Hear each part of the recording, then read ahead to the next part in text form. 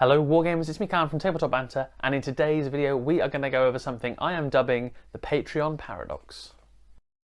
That's right, in today's video we're going to do something a little bit different, where I'm going to combine two of my passions and put them into one video. So firstly, economics, the subject I study at university, and also the other thing that takes up 90% of my time, and that is the hobby and wargaming in general. And what I'm going to be doing today is kind of breaking down Patreon in the wargaming community, and analysing it from an economics standpoint, but obviously looking at it through the eyes of a wargamer.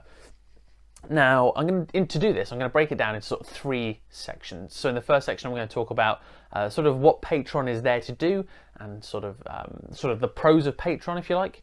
Then in the second section, I'm going to talk a bit about the actual economic principle, which shows why Patreon does not always live up to what it's there for. In particular, talking about the free rider problem. And then in the third section, I'm going to look at a couple of solutions and sort of round off the video. So let's head over to that first section where I talk about the pros of Patreon. So Patreon was basically set up in order for content producers to gain funding from their followers, in order for them to produce more content. Now the real drive behind it is that it's obviously voluntary, and I can pledge $1 a month and someone can produce however many videos they want, and I'm paying for their content without directly paying for it, because a lot of platforms don't allow that. Take YouTube for example. If you're a small channel and you're trying to grow, you can't set up paid content before you reach 1,000 subs. A lot of people don't really like content walls, and Patreon gives people this way of saying, look, I'll give you $1 a month, so $12 in a year, and for that I just want you to keep doing what you're doing, improving your content, producing new stuff. And that's what Patreon allows people to do. What it allows the content producers to do is gain new equipment, improve procedures like editing software, getting new microphones or webcams, things like that, at a reduced cost, so they can put more of their personal time into improving their channel and improving their hobby life, and less into working in order to earn the money to do those things. So it's kind of like a way of substituting work hours for content creation hours. It's a really, really good idea in principle, and it allows content producers to produce more stuff, which is good for you and it's good for them. So the big problem with Patreon, and the reason I've called this video the Patreon Paradox, is that it suffers from what is known as a negative externality, in particular looking at the free rider problem. Now this is an economic principle. It will probably be explained in better depth in other videos on YouTube. I'm going to kind of simplify it and fit it around wargaming, but if you do have an interest in economics, I would recommend you go and look at maybe a dedicated video to the free rider problem. But the core principle of the free rider problem is, why would I pay for something if someone else could pay for it for me? Now the best example of this, ironically, is sort of YouTube content. So Tabletop Banter, myself and Harry, let's say we produce 2 videos a week. Everyone can access them for free, which means they are non-excludable, which is one of the core principles behind the free rider problem. And you watching it doesn't stop Joe Blogs from watching it in a different country at the same time, and stuff like that. And that means that this good is also non-rivalrous. So it is both non-excludable and non-rivalrous. And that's kind of the core principle behind a free rider problem. What happens when you have a free rider problem is you will sort of understate the actual value that you give the content. And in the hope that other people value it more and they'll pay for it. Another great example in real life, in the real world, is a lamppost. It's both non-excludable, as in you can't stop people from using it because it emits light and it's very hard to not see light. And the other side of the coin is it's non-rivalrous. If you're looking at the light, other people can look at it as well.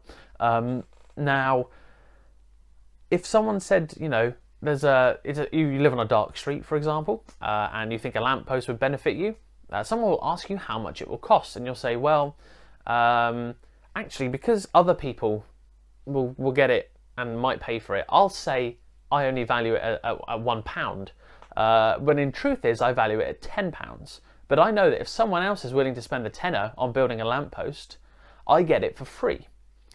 So the rational behaviour is to not pay for it and wait for someone who values it more to pay for it. Now the reason this leads to a problem is if everyone thinks like that, products are not produced. You see it. Well, lampposts are often government provisions. You know, the council or government will put them in place because they know people do value them, and but they won't tell the true value. So instead, you basically get the money taken away from you in the form of tax, and that way everyone pays for it equally. However, I digress. When it comes to something like Patreon, it suffers the same ill fate. Why would you spend $1 a month on giving me money to create content when I'm doing it anyway for a start, and someone else could do it? Someone else might spend that dollar because they value my videos more than you do. So you, like I said, you end up with this problem where really Patreon doesn't operate at a socially optimal level. Basically, you know, if we were all to give our true value as opposed to what others perceive our value to be, Patreon and would give content creators more money. The real sort of question is, how do you combat that? Now, obviously, you don't have to be a patron, you don't have to pay for anything, because that's the beauty of this good. It is non-rivalrous, it is non-excludable, but sort of it's tackling that as a content producer. So this third segment is sort of how a content producer can tackle it, and how, you know, the solution to the Patreon paradox, if you like. And it's quite simple, and that is setting up a content wall. Now, no one likes that term, and because basically it's given a bad name. People are like, well, why would you charge money for something if I can have it for free? And the truth is because of the Patreon paradox. These content walls allow creators to set a value, and that way the supply and demand, if you like, for that second lot of content will operate at an optimal level. Those who are willing to pay for more content get more content. Those who are not willing to pay for more content have the standard amount. The difficulty is finding the balance and the costs, but that's the same with absolutely everything in the world. Now, me personally, I won't be setting up a content wall anytime soon. A, not big enough. B, I don't value my own content at a rate that I would pay for it. So in my eyes, why would you? Obviously you might, or you do, however little that value might be. It might be 0.0001 pennies, but there is a minuscule value in there somewhere. But if I can't see the value in my own content, then I would never charge for it. Now, Patreon, on the other hand, allows people to, you know, give out the kindness of their heart and stuff like that, and pay for the warm fuzzy feeling. So there is a Patreon I have linked in the description below. Haven't made a video on it before, haven't really mentioned it in any videos, nor am I likely to regularly, because at the end of the day, it's voluntary. Now, I personally feel like people see a content wall as a negative thing. Really, it's a positive thing, and it's there for a reason. It's there because they're producing extra content, and it is taking away maybe time from their work. So it helps fund the channel, and as the channel grows, those who get just free content benefit, those who pay for the content get benefit as well. So it really does benefit everyone by having these content walls. So I hope you've enjoyed the video. Do leave your views in the comments section below. Don't forget to leave a like if you have enjoyed this video, or this kind of video.